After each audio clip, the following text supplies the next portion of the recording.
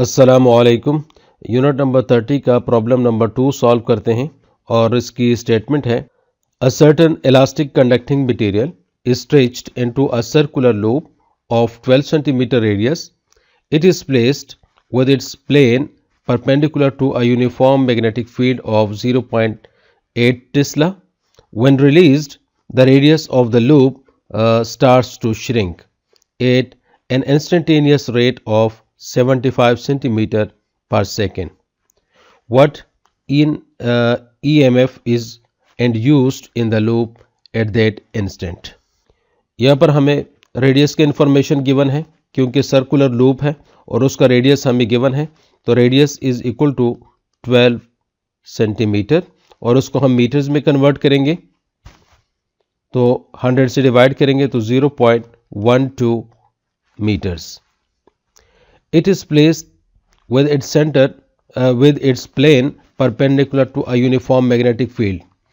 B magnetic field हमें given है, that is 0.8 tesla और इसके अलावा हमें गिवन है रेट गिवन है, इंस्टेंटेनियस रेट ये हमें गिवन है कि जिस रेट से जो रेडियस है वो श्रिंक हो रहा है, यानी रेडियस यहाँ पर क्या है, वेरिएबल है, वो चेंज हो रहा है. तो हम इसको यूँ कहेंगे कि dr/dt rate of change of the radius वो हमें गिवन है 75 सेंटीमीटर्स पर सेकेंड और इसको 100 से सेंटीमीटर को डिवाइड करके मीटर्स में कन्वर्ट करने के लिए तो 0.75 मीटर्स पर second.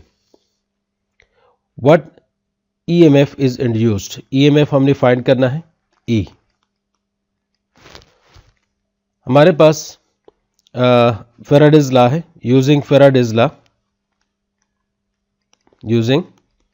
Faraday's law of electromagnetic induction, तो इंड्यूस EMF का फॉर्मूला है minus d phi by dt.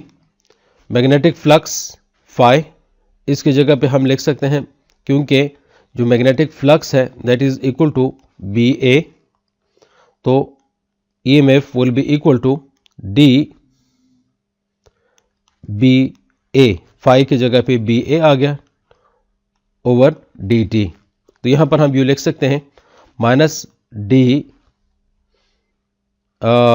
B A is the area of the circle which is pi r square over dt.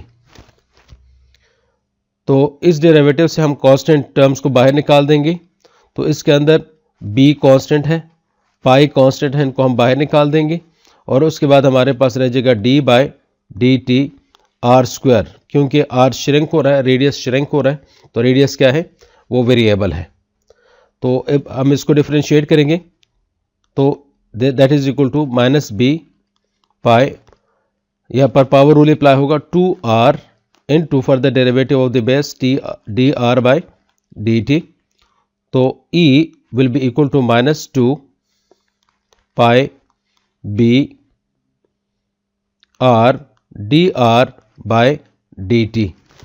अब हम यहाँ पर वैल्यूज पुट कर देंगे तो E is equal to minus 2 pi, ये तो कांस्टेंट वैल्यूज है, मल्टीप्लाइड बाय B हमें गिवन है 0.8 टेस्ला, R गिवन है 0.12 मीटर्स और dr/dt हमें गिवन है और ये रेट हमें गिवन है 0.75.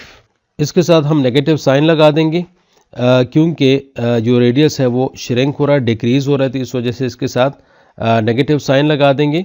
तो फाइनल आंसर हमारे पास आ जाता है induced EMF is equal to 0.45 volts. तो ये है हमारे पास फाइनल आंसर.